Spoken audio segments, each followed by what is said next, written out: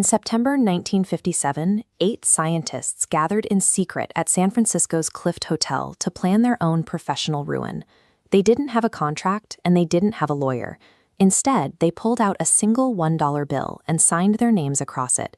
It was a blood oath to resign from their jobs as a single unit, ensuring none of them could be picked off individually.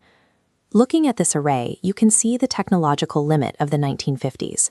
Computers ran on vacuum tubes, fragile glass bulbs that were bulky, inefficient, and generated immense heat.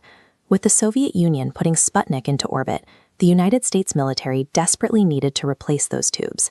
They required electronics that were small and reliable enough to fit inside missiles and spacecraft. The man tasked with solving this was William Shockley, the Nobel Prize-winning co-inventor of the transistor. He moved to Palo Alto and hand-picked America's brightest young physicists and chemists to build the next generation of electronics. The minds required to win the technological Cold War were all assembled in one room, but their progress was completely halted by their manager's ego. Shockley was a brilliant physicist, but was obsessed with human intelligence testing. To manufacture competition, he publicly posted their IQ scores on the laboratory bulletin board. The breaking point came when a secretary cut her finger on a broken pencil.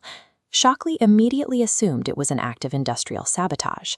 He demanded the entire engineering team submit to lie detector tests to root out a non-existent mole. Meanwhile, he ignored their actual engineering work. The team had data proving they could build highly efficient silicon transistors.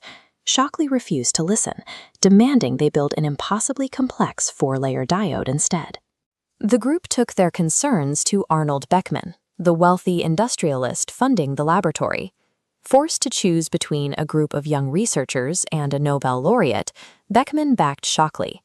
Trapped under a paranoid boss who recorded their conversations and ignored their research, the 8 men realized that protecting the future of their technology meant walking away from the man who started it.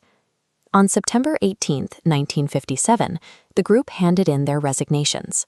A stunned Shockley branded them the Traitorous Eight and confidently predicted they would fail within 6 months. They had no factory and no customers, but a young New York banker named Arthur Rock pitched their expertise to Sherman Fairchild, an inventor and businessman who agreed to back them with $1.5 million.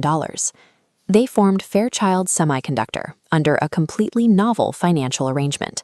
Instead of high salaries, the 8 engineers received a 10% equity stake in the new company. Until this moment, banks only loaned money against physical collateral like land or machines. By betting on the minds of the engineers instead, this specific deal established the modern venture-backed startup. Looking closely at this early transistor, you can see the physical bottleneck they had to solve. Components were built as tiny, delicate vertical towers with wires soldered by hand, making mass production impossible. The breakthrough came from Jean Horny, a Swiss physicist with a reputation for intense focus. He developed a concept called the planar process. Instead of building vertically, Horny embedded the transistor completely flat inside the silicon, sealing it under a protective layer of silicon dioxide. Because it was flat and protected, they could use photographic techniques to print multiple components across a single wafer, like printing a newspaper. Robert Noyce, another member of the 8, saw the next logical step. If the components were flat, the conductive wires connecting them didn't need to be soldered by hand either.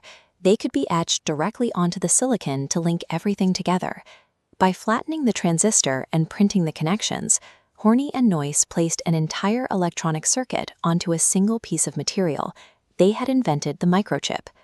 Inside Fairchild, the strict East Coast corporate hierarchy was abandoned.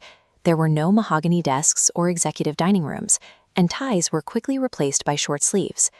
The local dive bar, the Wagon Wheel, became an unofficial boardroom. Engineers from rival companies would sit together, drink beer, and sketch circuit designs on napkins, prioritizing the open exchange of ideas over corporate secrecy. Eventually, the 8 began to splinter, leaving Fairchild to start their own separate ventures. Rather than destroying the industry, this constant movement of talent, creating companies known as the Fairchildren, became the primary engine of technological progress. Eugene Kleiner eventually co-founded Kleiner Perkins, a venture capital firm that seeded companies like Amazon and Google.